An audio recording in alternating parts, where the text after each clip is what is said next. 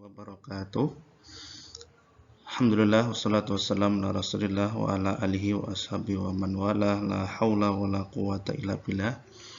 Anak-anak, kembali bersama saya Didi Hernawan. Berikut ini adalah bahan ajar untuk materi tata cara puasa wajib dan sunnah. Tata cara puasa wajib dan sunnah yang dipelajari di kelas 8. Anak-anak, tentu kita sudah sering mendengar kata puasa, ya.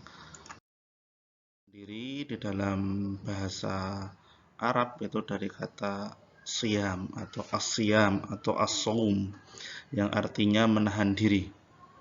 Sedangkan secara istilah puasa sendiri adalah menahan diri dari segala yang membatalkan puasa, mulai dari terbit fajar sampai terbenamnya matahari dengan mengharap ridha Allah Subhanahu wa taala.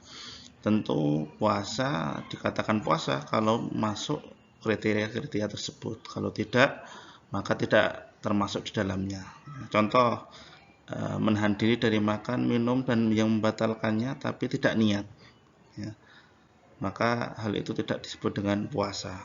Atau hal yang lain seperti berniat tapi tidak menahan diri dari makan dan minum dari terbit fajar sampai terbenamnya matahari, maka itu juga bukan disebut puasa, bahkan puasanya tidak sah. Sedangkan perintah atau dasar hukum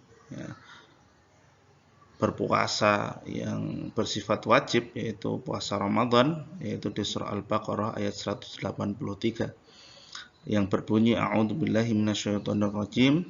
Ya ayyuhalladzina amanu kutiba alaikumus syiyamu kama kutiba 'alal ladzina min qablikum la'allakum tattaqun. Yang artinya, hai orang-orang yang beriman, diwajibkan atas kamu berpuasa sebagaimana telah diwajibkan sebelum umat-umat terdahulu sebelum kalian. Tujuannya adalah la'allakum tattaqun, agar menjadi orang-orang yang bertakwa. Ini adalah dasar yang mendasari kita diminta untuk berpuasa di bulan Ramadan, yaitu puasa wajib. Anak-anakku semuanya, ada syarat-syarat wajib dan syarat sah dalam pelaksanaan puasa. Syarat wajib itu apa toh? Yaitu hal yang membuat kita wajib berpuasa. Jadi kalau tidak memenuhi kriteria ini berarti tidak wajib. Yang pertama adalah Islam. Beragama Islam adalah syarat wajib puasa. Kalau tidak Islam, maka tidak wajib puasa. Tapi kalau mau melaksanakan puasa, monggo, karena mungkin ada syariat di agama yang lainnya. Tapi untuk agama Islam, ketika dia bermuslim, maka diwajibkan untuk berpuasa. Yang kedua adalah berakal. Kalau orangnya berakal, maka diwajibkan berpuasa. Berarti kalau tidak berakal, ngapunten, mungkin baru sakit jiwanya atau ODGJ, orang dalam gangguan jiwa, maka tidak diwajibkan untuk berpuasa. Yang ketiga adalah balik atau dewasa. Balik atau dewasa itu ditandai dengan, kalau laki-laki berarti sudah ikhtilam atau mimpi basah, kalau perempuan berarti sudah menstruasi atau haid atau datang bulan.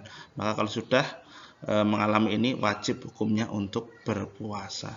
Dan yang keempat adalah mampu berpuasa. Jadi kalau tidak mampu, maka boleh tidak berpuasa, hanya saja nanti mengganti di lain kesempatan atau di lain hari. Anak-anakku semuanya, syarat wajib ini harus dipenuhi semua. Kalau tidak, salah satu saja tidak dipenuhi, maka tidak wajib puasanya. Hanya saja memang ada kondisi-kondisi tertentu yang membuat diulang ataupun harus mengkodok puasanya. Yang berikutnya adalah syarat sah. Syarat sah puasa adalah suatu yang menjadikan puasa kita sah. Yaitu yang pertama adalah Islam, yang kedua adalah mumayiz, yaitu bisa membedakan baik dan buruk. Mumayiz itu bisa membedakan, oh ini yang baik, ini yang buruk. Contoh, kalau belum mumayiz itu balita, itu belum bisa membedakan antara yang baik dan buruk. Membedakan antara yang ini warna apa, belum bisa. Maka baik dan buruk itu kalau sudah bisa membedakan antara dia sudah mumayiz. Yang ketiga, suci dari haid dan nifas. Ketika haid dan nifas, maka tidak sah, bahkan dilarang untuk berpuasa. tapi harus mengganti di lain kesempatan. Yang keempat, di waktu diperbolehkan puasa. Yang nomor 4 ini di waktu diperbolehkan puasa. Kenapa? Karena ada waktu-waktu yang dilarang untuk berpuasa, seperti 5 hari di dalam 1 tahun, yaitu di hari Idul Fitri, Idul Adha, dan 3 hari tasyrik, yaitu 11, 12, 13 Dzulhijjah. Nah, selain syarat wajib dan syarat sah, tentu ada rukun, ya, rukun puasa. Nah, rukun puasa adalah suatu yang harus dilaksanakan di dalam puasa, yaitu yang pertama adalah niat ikhlas karena Allah, yang kedua menahan diri dari segala yang membatalkan puasa dari terbit fajar sampai terbenamnya matahari. Ya, kenapa harus menjaga ini? Karena kalau tidak maka puasanya batal atau tidak sah. Nah, ini rukun harus dipenuhi ketika berpuasa. Nah, nanti kita akan sebutkan ya, yang termasuk yang membatalkan puasa itu apa saja. Ya, ini adalah sunnah-sunnah, ya, sunnah-sunnah di saat puasa. Yang pertama adalah mengakhirkan sahur dan menyegerakan puasa. Ya, karena apa? Mengakhirkan sahur karena di dalam sahur itu barokah, ada barokahnya, maka disunnahkan untuk bersahur dan mengakhirkan. Sedangkan untuk buka puasa itu diminta untuk menyegerakan, ya. Ketika sudah waktunya untuk berbuka puasa maka diminta untuk berbuka. Ya, yang kedua berdoa, ya, ketika hendak berbuka. Kenapa? Karena doa seorang yang berpuasa itu sangat mustajab, ya. Ada 3 doa yang tidak akan tertolak, salah satunya ketika berpuasa. Yang ketiga, menggosok gigi di waktu pagi, ya, ini disunahkan biar tidak di siang hari gosok giginya, karena ada sebagian pendapat mengatakan makruh. Yang keempat, mengerjakan sholat tarawih, ya, sholat witir di malam hari itu sunnah. Banyak membaca Al-Quran itu juga disunahkan, dan memperbanyak infak dan sedekah. Tentunya amalan-amalan ini akan memperbanyak pahala di bulan Ramadan. Berikutnya adalah perbuatan yang membatalkan puasa. Yang pertama adalah makan minum secara sengaja. Nah, kalau tidak sengaja gimana? Tidak membatalkan. Ya, tapi kalau sengaja maka membatalkan puasa. Ya. Bahkan kalau diniati, oh saya mau berpuasa terus nanti saya akan makan jam 12 siang, nah, itu berarti disengaja. Maka jelas itu membatalkan. Tapi kalau tidak sengaja, contoh lupa sampai rumah makan minum, ternyata baru keingat kalau berpuasa, maka itu tidak membatalkan, maka dilanjutkan puasanya sampai berbuka nanti. Yang kedua, muntah secara sengaja, ini juga akan membatalkan puasa. Kalau tidak sengaja maka tidak masalah. Yang ketiga adalah haid dan nifas, ya, haid dan nifas jelas membatalkan, ya.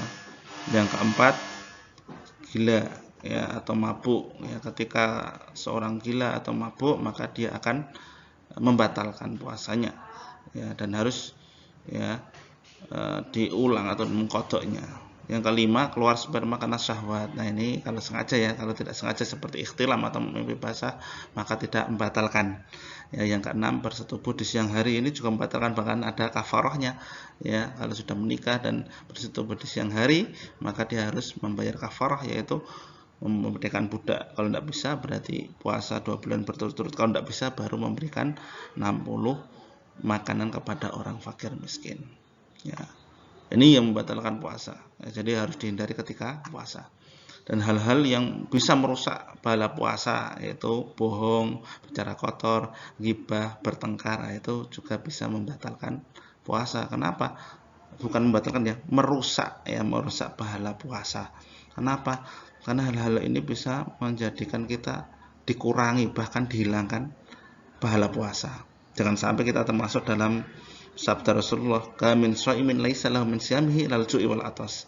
Berapa banyak orang yang berpuasa tapi hanya mendapatkan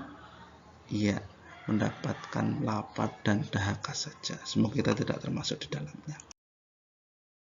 Ini adalah yang diperbolehkan tidak berpuasa. Yang pertama adalah orang sakit, ya. Ketika orang sakit itu parah, tidak bisa melakukan puasa, boleh tidak melaksanakan puasa, tapi harus mengganti di lain kesempatan atau di lain hari, ya. Jadi tidak boleh meninggalkan secara pun, tidak boleh, harus mengganti atau mengqadha. Yang kedua, orang yang dalam perjalanan jauh atau musafir itu juga boleh dia meninggalkan puasa, hanya saja mengganti di lain hari. ya. Terus yang ketiga ada lansia atau orang yang sudah lemah dan tidak bisa mengkodok lagi atau mengganti puasanya, maka dia boleh meninggalkan puasa dan membayar fidyah, yaitu dengan memberikan makan orang miskin sebanyak puasa yang ditinggalkan.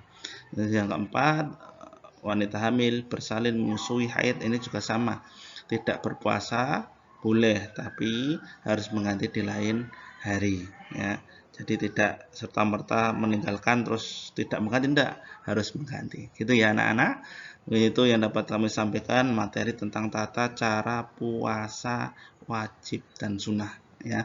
Jadi tata caranya seperti itu, semoga bisa bermanfaat dan bisa dipraktekkan ketika nanti berpuasa di bulan Ramadan. Itu yang dapat kami sampaikan. Terima kasih, semoga bermanfaat dan terus semangat untuk belajar. Ya, terima kasih. Assalamualaikum warahmatullahi wabarakatuh.